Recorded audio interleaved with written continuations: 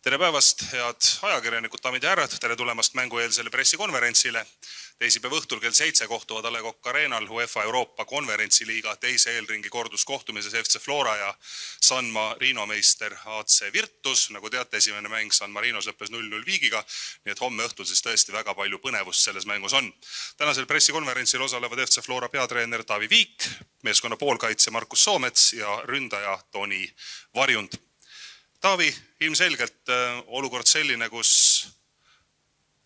siin ei olegi midagi muud öelda, kui tuleb võita, sest et kõik fännid, kogu kogukond ootab ikkagi sellest paarist edasi pääsu ja mis siin salata, Flora on ju favoriit. Aga samas näitas ka San Marino klubi esimeses mängus, et ega nendega lihtne olema ei saa või millised sinu mõtted mängu eel on?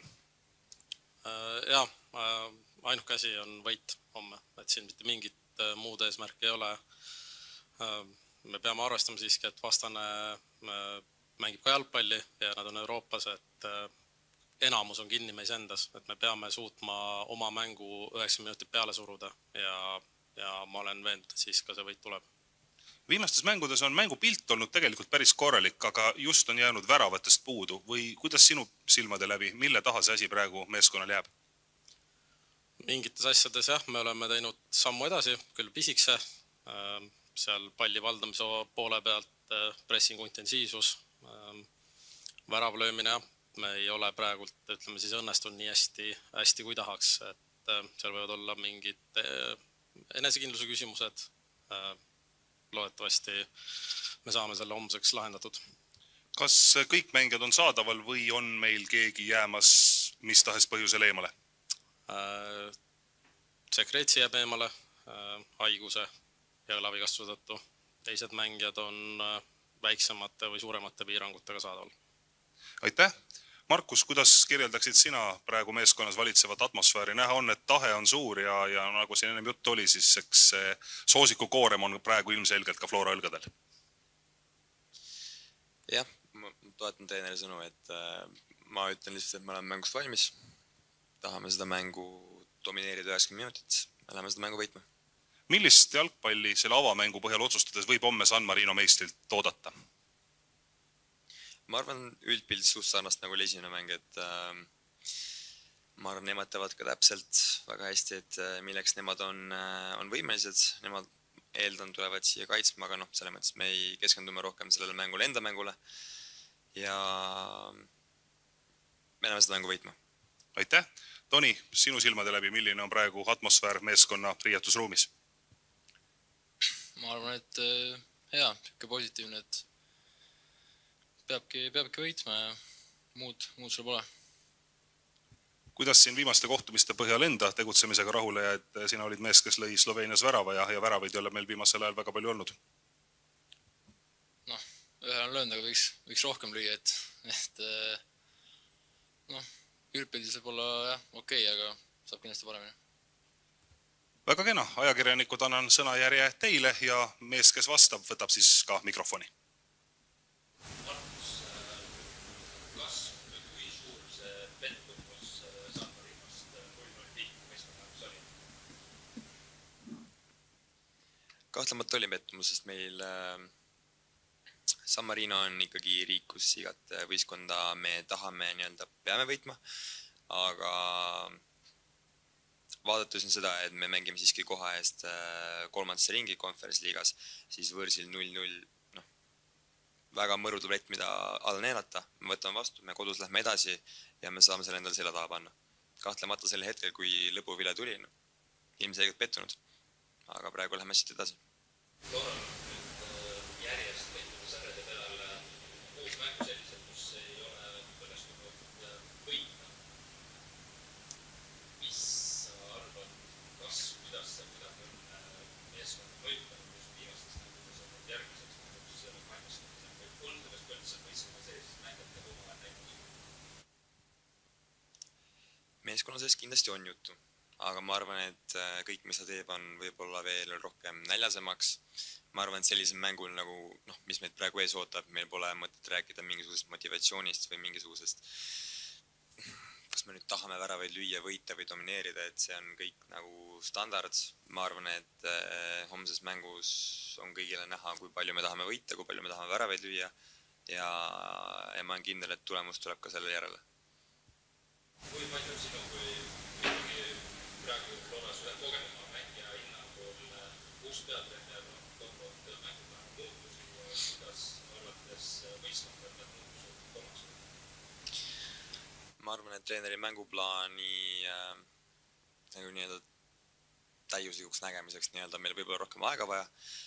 Muudatusi näete te homme, seda ma teile siin praegu ei ütle. Ma arvan, et kõigil on see homme näha ja ma ise usun, ma näen, et meeskond on selle plaani taga ja ma arvan, et see toob meile seda, mida me tahame sellelt mängult nii-öelda, need muudatused.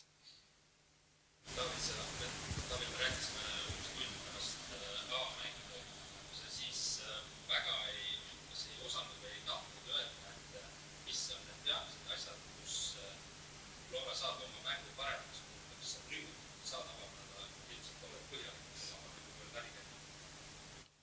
Jah, tol hetkel emotsiooni pealt midagi nagu öelda, see ei ole kunagi väga tark tegu, et nagu Markus ütles, siis tulemusosas oli pettumus väga suur, et me kõik ju saame aru, mis see nagu tulemus tähendab Flora-suguse klubi jaoks, et see ei ole asi, mille jaoks me sinna läksime.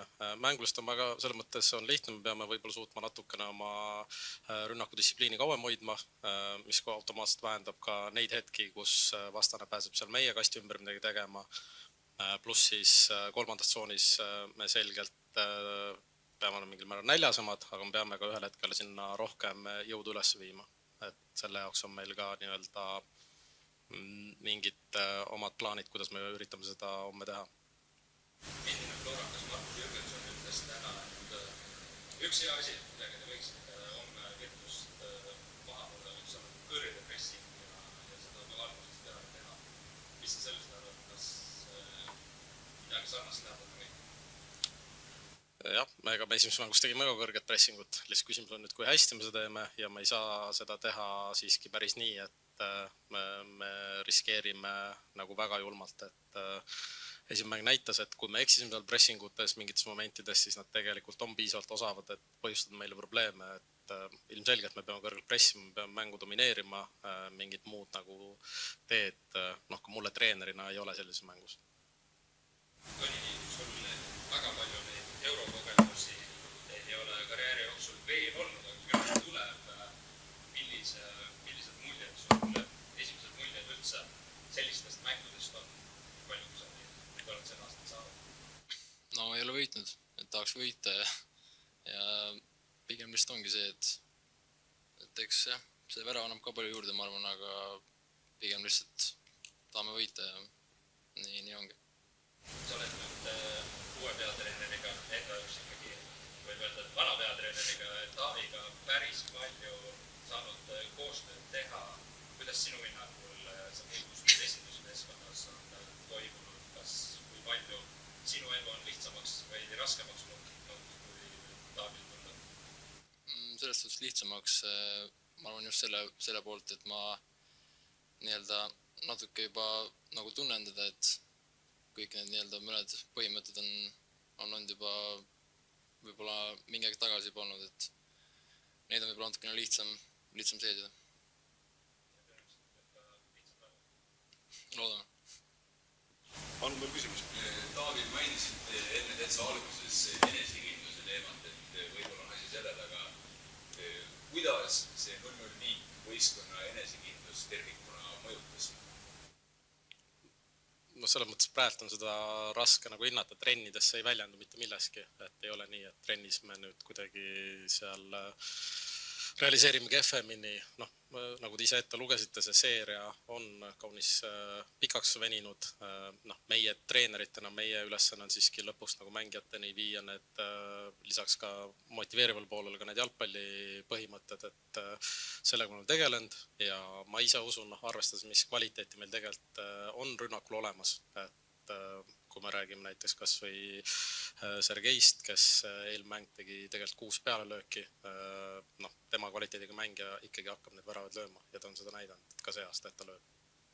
Markus, mainisid enne suurt tahet, mis võistkonnal on homme näidata, et Flora suudab võita ja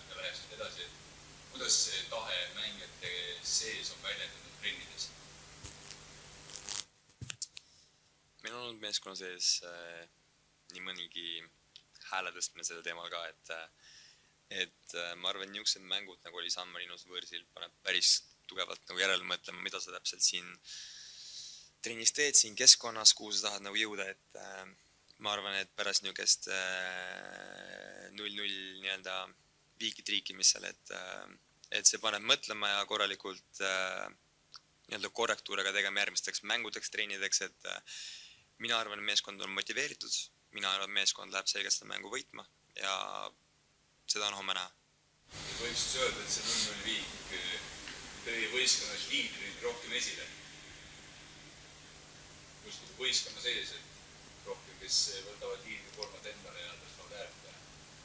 Ma arvan, meil meeskonnas see nii-öelda mingil määral hierarhiaid, kes on siin vanemad, kauemad, kogenumad, on paigas.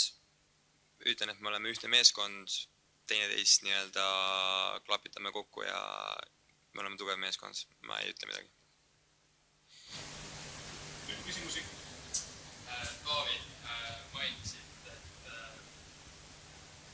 homse mängu on saata kõrge, kes toimub. Kas see on ka homse mängu määrav faktor, kui on midagi muud, mis homse mängus? See on üks osa sellest kindlasti, et kui me seda ei saa, kui me ei tee seda hästi, see tähendab automaatselt, et vastane pääseb palliga kas lihtsamini ülesse või nad siis järelikult saavad palli kauem vallata. See on üks osa nagu seesama rünnaku struktuur ja distsipliin, et me ei hakka kiirustama mingitel hetkedel, kus seda vaja ei ole. Ja kahjuks jalgpallis ei ole niisugust ühte ainsat võtmehetke, millega sa mängu tulemuse nagu ära murrad. Et lihtsalt kui ma tulen korra tagasi eelmise mängu juurde, siis me suutsime ilmselgelt mitte piisavalt tekitada värava võimalusi. Me suutsime ikkagi tekitada 4 sellist väga head võimalust, millest kahjuks küll ühtki ära ei löönud. Homme me peame suutma neid rohkem teha, tekitada ja sealt juba tuleb eeldus, et värava löömisse tõenäosus suureneb. Aga jah, kõik asjad on jalgpallis omavahel seotud, et samamoodi ka näiteks meie palliga mäng, kui me kaotame kehvades alades palle, siis on ka kohe meil üleminekut oluliselt raskem. Aga kõrge pressing on kindlasti üks osa sellest. Kui palju sulle kui peatreenerina see kasus või kahjuks tuli, et nädalavahetusel on liiga mängu, enne virtsi mängu? Hetkeseisus oli see kindlasti pigem hea. Me saime teha paar treeningut normaalse intensiivsuse tempoga. Et praegu kindlasti on pigem meile nagu plussiks. Et see eelmise nädala graafik pärast selja võõrsil mängu oli meie jaoks päris raske. Üks küsimus Tonile ka veel. Mainitud sai pressikonverentsi alguses siis Sloveenia värav, et kui sa homme peaksid värava lõpuks kumb avatud oleks magus, kas värav seljaga või anna Hiina klubile, mis tahaks edasi? Kindlasti homme, selle pole küsimust, et muidugi selja vastu oli ka hea lüüa, kui homme saaks ikka ikkagi oleks kindlasti suurema tähendusega värav ja saaks me edasi viia, siis oleks kindlasti tähtsam. Kui rohkem küsimusi ei ole, siis kuulutame pressikonverentsi lõppenuks. Homme õhtul kell 7 Lillekülas A Le Coq Arenal FC Flora AC Virtus. Tulge vaatama. Aitäh ja ilusat õhtut!